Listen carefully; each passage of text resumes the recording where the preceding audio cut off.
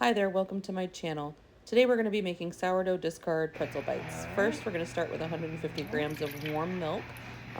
Don't make it any higher than 110 degrees, otherwise you will kill your yeast. Next, we're going to go in with 7 grams of active yeast. You can use rapid rise, but you really don't need to for this recipe. Regular active yeast is fine. You just want to sprinkle that on top of the warm milk. I'm using a kitchen scale here to measure that out. And then we're going to go in after that with our 25 grams of brown sugar. You can use light or dark brown sugar. It doesn't really matter here. I'm using light brown sugar because that's what they had at the store. So no big deal. I'm just zeroing out my scale here to make sure that I get the correct amount. Sprinkle your 25 grams of brown sugar on top of your yeast and milk mixture. And then once that is has reached the 25 gram mark, we're going to go ahead and mix that together.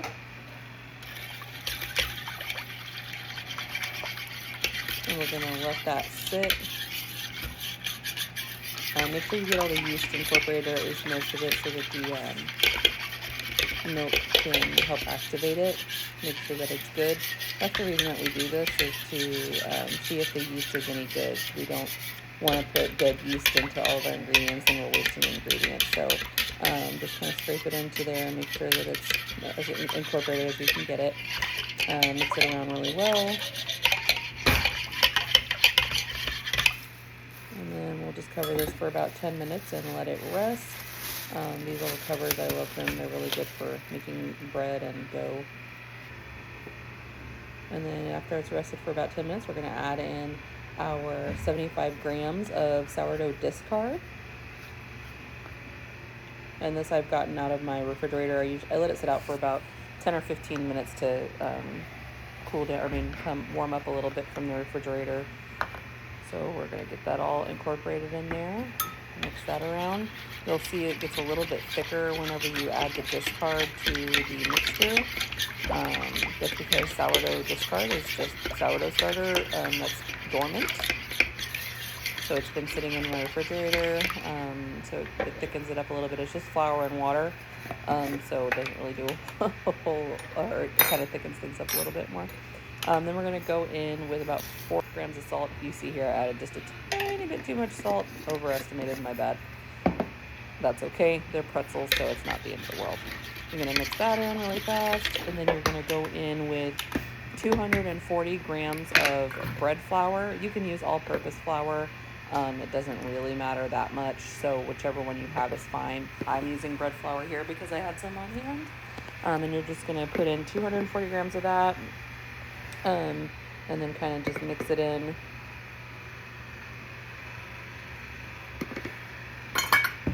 There's 240 grams. Mix it in. That is my Danish bread whisk that I'm using there to mix everything up. It really does help get everything incorporated well, so that it's grabbing all the flour and everything, and it's a lot easier to get the dough out of this than a traditional whisk. I also prefer it over using a wooden spoon. I feel like the dough gets stuck to the wooden spoon really easily, whereas it doesn't do that with this whisk. It's very easy to clean and wash as well, and maintain.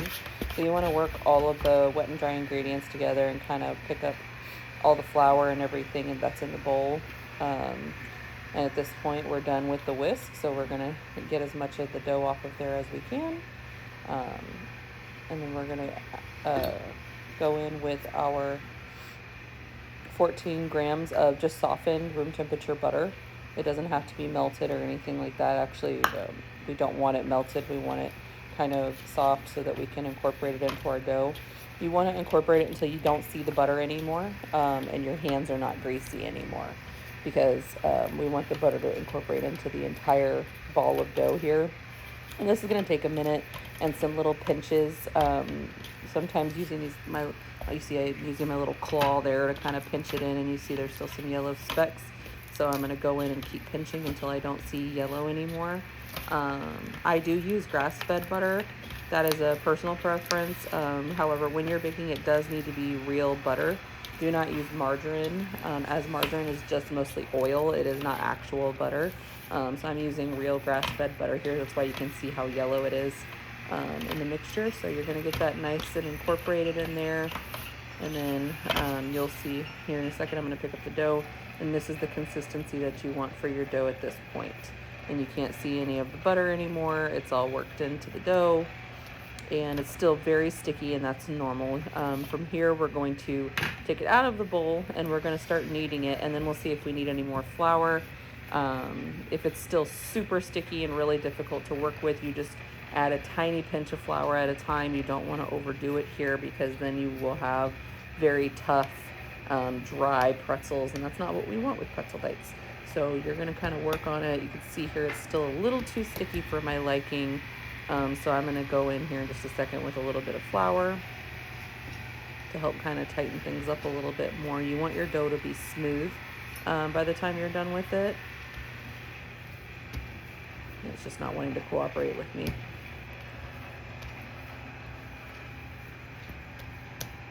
Still super sticky, so we're coming in now with a little bit of the flour. And you just want to keep kneading this for about 5 to 10 minutes or until it's smooth. You're gonna see, I kind of cut the video here because it takes forever to knead, but this is where we're wanting it. We're wanting it this more smooth dough where you can kind of press in it and your finger doesn't stick to it. That's the consistency we're going for. And then we're gonna cut it in half and then in half again to make sure that we can roll out our ropes for pretzel bites. And if you want to do traditional pretzels, you can do that as well. I'm doing pretzel bites just because they're easier. You don't have to try to twist out a pretzel. That proves to be very difficult. I have had struggles with that in the past. So here, I'm just going to kind of roll these into little balls. You can do it this method. This is called the push-pull method. It just kind of helps tighten the top of the dough to make it kind of more taut.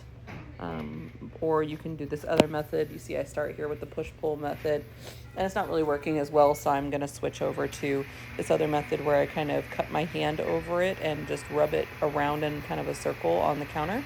That also works to kind of bring it to a taut ball. And so you're going to do that to all 4 of your little dough balls there, and get them nice and rolled up.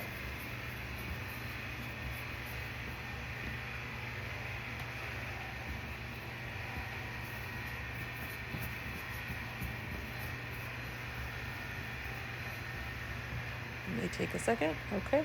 And then after they're all nice and rolled up, we're going to let them rest for about 15 minutes in the bowl. They should still be nice and soft whenever you pull them out. And then we're going to roll them out into ropes, about 18 inches long, maybe a little bit longer if you want them a little smaller. I usually like them to be a pretty good sized little pretzel bite, so I do about 18 inches or so. So just roll back and forth until you get your little snake. And then after we get them all rolled out, this is going to take a few minutes. We're going to start cutting them into our pieces. So about 1 inch to 1.5 inches. They do not have to be perfect. These are pretzel bites, not rocket science. So just cut them into small little bites like this. And then after you cut them into the little bites, you're going to have a sheet pan to your side with put some parchment paper lining it. And you're just going to put those on there and kind of spread them out so that they're not touching each other.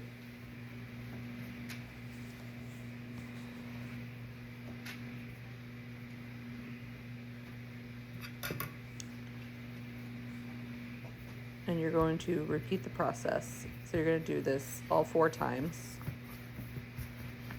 with each little dough ball.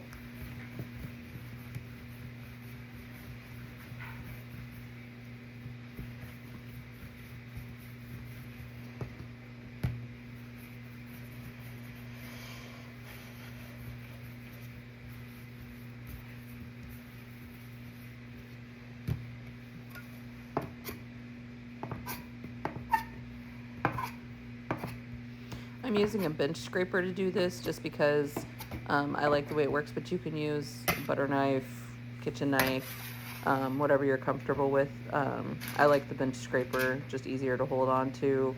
I don't accidentally cut myself with it or anything like that. So that's just a personal preference there.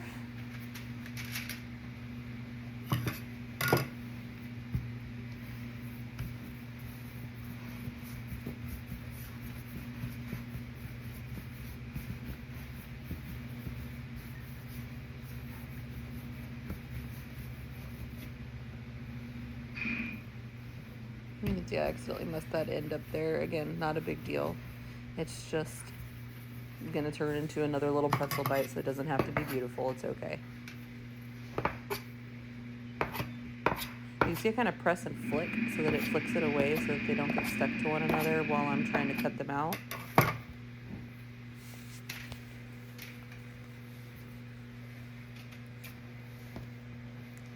And I think there's just one more here. And I messed this one up too. I actually accidentally pulled the end off of it. And that's okay. You just roll it out on its own and cut its little, its own little strand. It's fine. See, there you go. I broke it. Oops.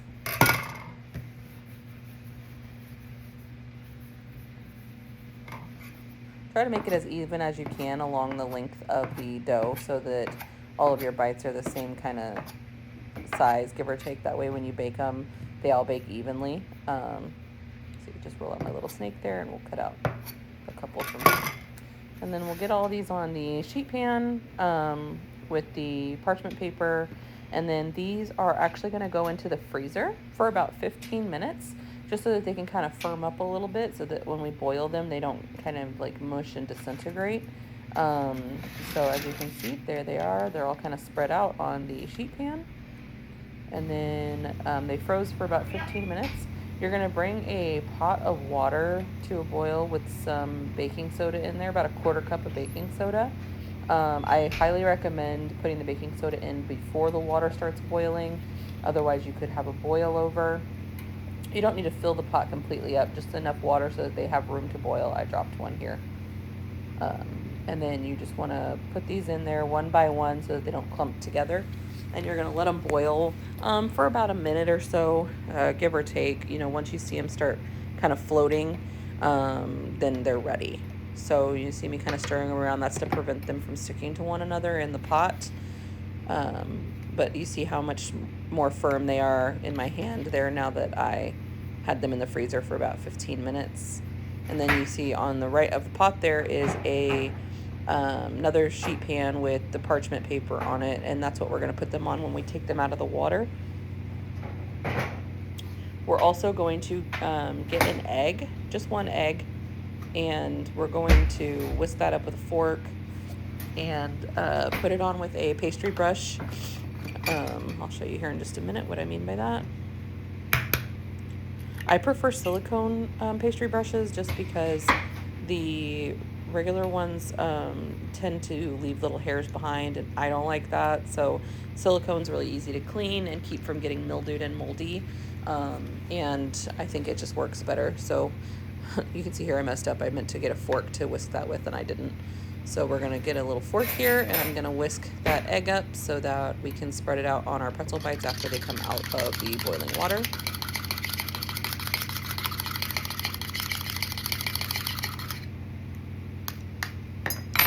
Doesn't have to be fancy. And then you see they're starting to bubble up a little bit. They're floating in the water. So I'm going to start to take them out. Make sure you drain the water off of them before you put them on the little pan there. And I like to put the egg wash on immediately after they come out of the pan, or out of the pot, so that they can we can have everything stick to them really well. So I put the egg wash on right after, so you'll see me do that here in just a moment. But make sure you take them all out. You see how much they puffed up in the water, and that's what we want. I'm gonna put, you see, I changed my mind. I'm gonna put my egg wash on there. So start putting that on your little pretzels, and I also go ahead and put either kosher salt, or there's pretzel salt, sea salt, whatever salt you prefer, just a coarse salt to go on top of the pretzel bites. Just sprinkle it on there before they're baked, because otherwise if you do it afterwards, it's not going to stick to the pretzel bites, and then it's kind of just bread with no seasoning or salt on it. So I just kind of sprinkling that on there, and then I'm going to go in with my other pretzel bites here in just a second and put those in the water so that they can start boiling away. And like I said, it only takes about a minute for these to cook in the water. This is kind of essentially the same thing that we do with bagels. It just helps to give them like a chewy consistency like we're looking for in a pretzel bite, bagel, something like that. So it's all kind of the same process with those too. But you can use baking soda or you can use honey. Some people like to use honey because it gives the bread a better flavor. I don't mind the baking soda. It tastes the same to me either way. I've used both methods and it's kind of neither here nor there to me. So then we're going to let these boil, and once they start to really float and they puff up a little bit more, then I'm going to go in with the egg wash and the salt again.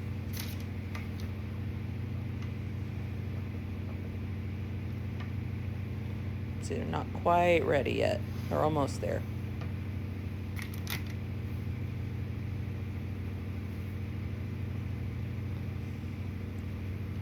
And you can see them starting to float there a little bit more. Looks like they're almost ready for me to pull out. It'll start kind of foaming up a little bit more in the pot whenever they're ready. You see how it got really foamy there? That's kind of the starches releasing from the dough. So we'll start taking them out now. They look like they're ready. They puffed up quite a bit.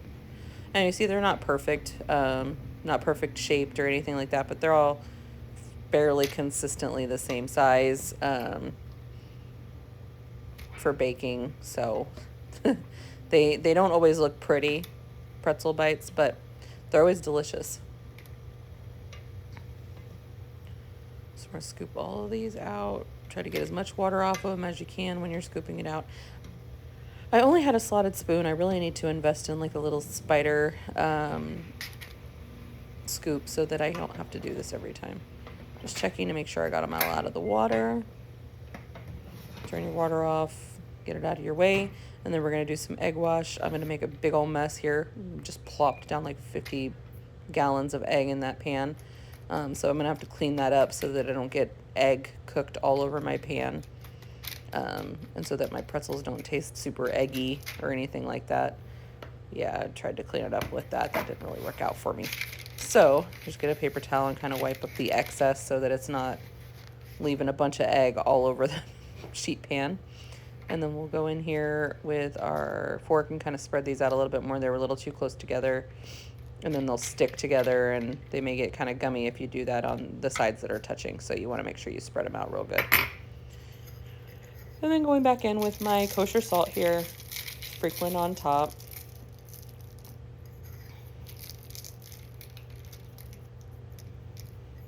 You don't want to put too much because then they're going to be super salty and they're going to be inedible. So just make sure you just sprinkle just enough on there. And then we're going to put it in the oven at 425 degrees for about 10 to 15 minutes, depending on your oven and how dark you want them. I ended up going for about 12 minutes and they came out looking like this. And then you want to take them off of the pan immediately so they stop cooking. And you can see they're nice and brown on the bottom, and they break away easily from the parchment paper. And then you want to move them to a cooling rack so that they can cool all the way around. And these do reheat fairly well. You can also freeze them if you'd like to, but they turn out beautiful every time. There are various different discard recipes that you can follow. I like this one. You get a nice chewy pretzel. They're really good when they're warm. I eat them usually with mustard, or sometimes I'll make a little beer cheese or something like that to eat along with them, just to dip in. They're really good. I made these last year for Super Bowl Sunday and they were absolutely devoured. So this is something that my family really loves, and it's a really good way to get rid of some. I lost another one. That's okay. My husband is not a germaphobe, so he got up and ate it off the floor like a psychopath. So these are those pretzel bites, and I hope you enjoyed this video. Please comment if you have any questions. Thanks.